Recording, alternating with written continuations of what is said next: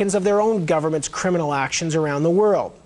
Now, Noam Chomsky is, of course, the MIT linguistics professor who famously popularized the concept of manufacturing consent. For years, he's written about how the West uses a propagandistic press to coerce its own citizens and how it uses covert forms of violence to maintain power around the world. Chomsky was overwhelmed with media requests about September 11th, so his new book, 9/11, is a collection of interviews that he gave in the following months. Now, interestingly, 9/11 has been a bestseller despite the fact that it's had a total lack of publicity. I met Noam Chomsky in Cambridge to talk about the post-9/11 world and how things have changed since then. But I began by asking him to explain how the war in Afghanistan is an example of how the U.S. is, in his mind, a leading terrorist state.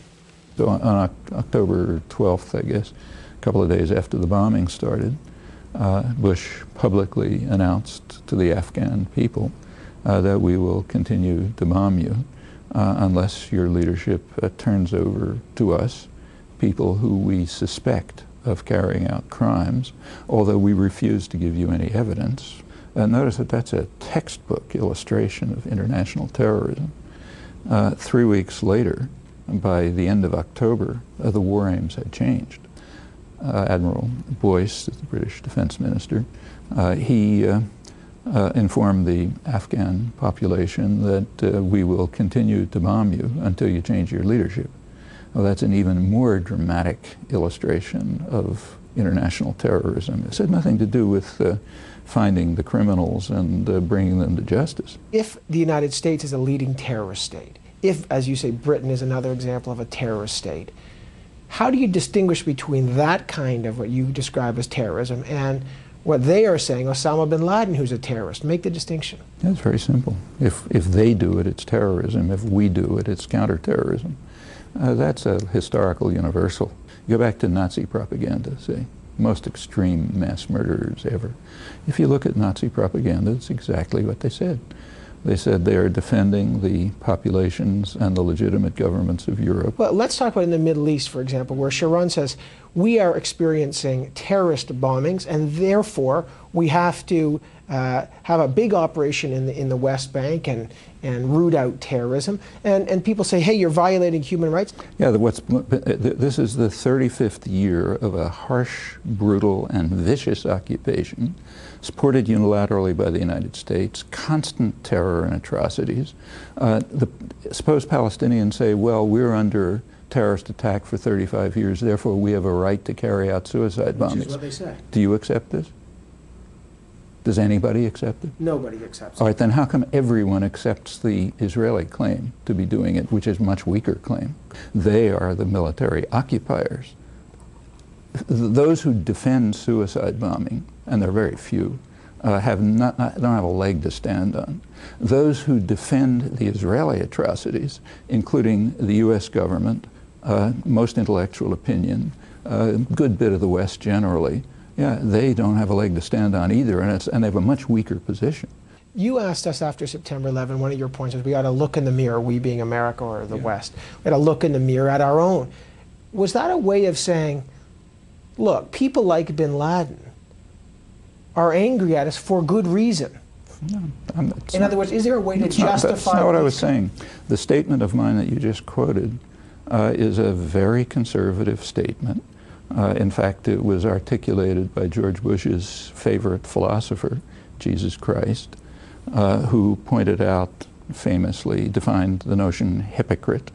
A hypocrite is a person who focuses on the other fellow's crimes and refuses to look at his own. I know that the U.S. has committed atrocities.